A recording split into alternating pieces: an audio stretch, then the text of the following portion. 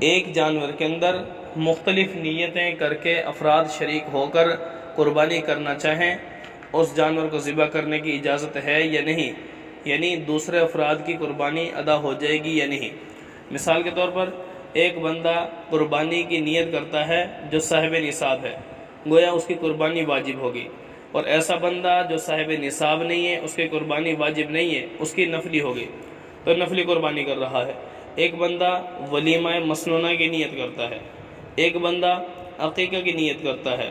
ٹھیک ہے، ایک بندہ اپنے فوت شدہ کے لیے قربانی کی نیت کرتا ہے، گویا مختلف افراد ہیں اور مختلف نیتیں ہیں۔ اس طرح کر کے ایک جانور کے اندر شریک ہو کر اس جانور کو ذبح کرنا، تو آیا جو قربانی کر رہے ہیں ان کی قربانی پر تو کوئی اثر نہیں پڑے گا، کوئی فرق تو نہیں آئے گا؟ تو ذہن نشین فرما لیں، یہ ساری وہ قسمیں ہیں نیت کے اعتبار سے جن میں تقرب پایا جاتا ہے، مراد اللہ کی رضا مقصود ہے، سب کے سب اللہ کی رضا حاصل کرنے کے لیے یہ کام کر رہے ہیں، تو اس طرح قربانی کرنے سے سب کی قربانی جائز ہے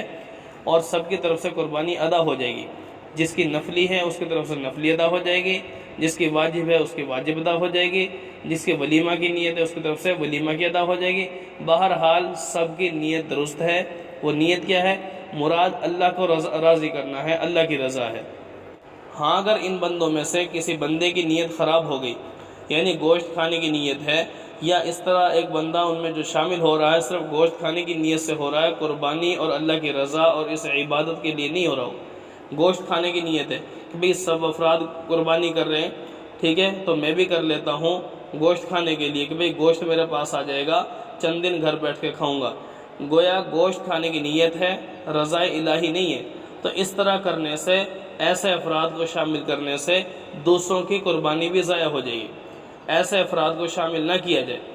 مقصود اللہ کی رضا ہو سب کی، تو سب کی طرف سے قربانی ادا ہو جائے گی، اور سب کی میں سے کسی ایک کی بھی نیت خراب ہو گئی تو سب کی قربانی خراب ہو جائے گی۔ تو لہٰذا بہت زیادہ احتیاط کی ضرورت ہے۔